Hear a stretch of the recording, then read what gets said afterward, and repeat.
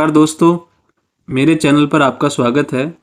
यार मुझे सच सच बताइए, कितनी बार आपको रविवार रात या शाम 7 बजे के बाद बॉस का ईमेल या फ़ोन आया है? और वह फ़ोन 1 मिनट का नहीं होता, वह पूरा 1 घंटा चलता है।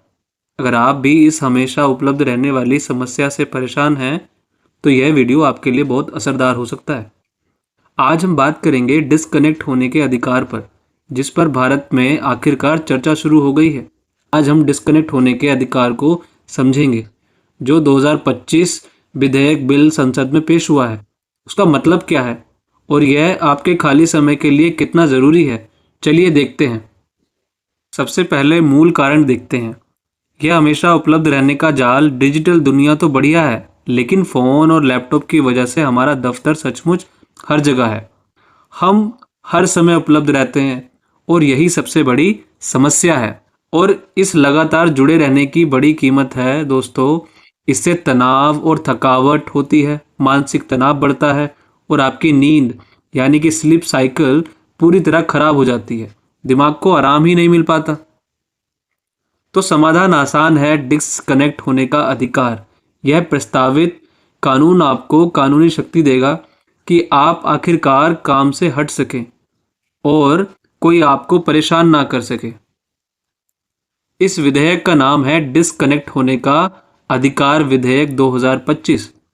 इस विधेयक को लोकसभा में पेश किया गया है ताकि इस गलत कामकाजी संस्कृति यानी कि टॉक्सिक वर्क कल्चर को ठीक किया जा सके और हमारी जिंदगी में शांति आ सके।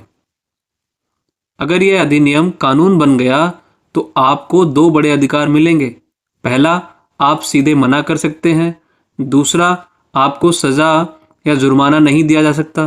पूरी आज़ादी है दोस्तों। और यह सबसे अच्छी बात है, अगर आप देर रात काम करते हैं या कोई अहम फ़ोन लेते हैं तो विधेयक कहता है कि आपको अनिवार्य ओवरटाइम वेतन मिलेगा। मुफ्त का काम बिल्कुल बंद। जो समय आप बॉस को देंगे उस समय के लिए उस कंपनी को आपको पे करना होगा। कंपनियों की भी बड़ी जिम्मेदारियां होंगी। अगर कंपनी में 10 से ज़्यादा लोग हैं तो उन्हें साफ नियम बनाने होंगे और कल्याण प्राधिकरण स्थापित करना होगा ताकि सब कुछ ठीक से देखा जा सके। और अब सबसे बड़ा सवाल, क्या यह कानून बन चुका है? संक्षिप्त में उत्तर है कि अभी तक नहीं।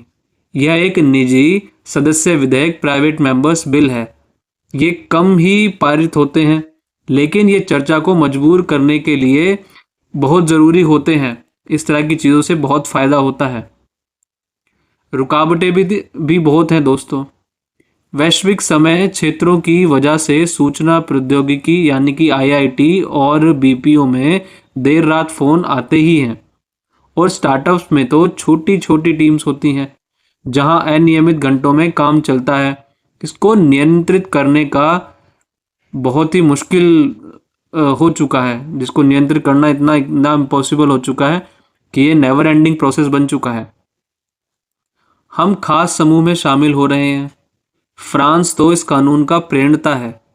उसने 2017 में ही यह कानून बना दिया था। ऑस्ट्रेलिया और बेल्जियम ने भी हाल ही में यह अधिकार स्थापित किए हैं। तो अभी आपके लिए सबसे ज़रूरी बात क्या है? क्योंकि कानून अभी लंबित है, आपकी सुरक्षा, आपकी मानव संसाधन नीति जो कि एचआर पॉलिसी और अनुबंध माने की कॉन्ट्रैक्ट, इसे ध्यान से आपको पढ़ना होगा। यही आपका मुख्य आधार है।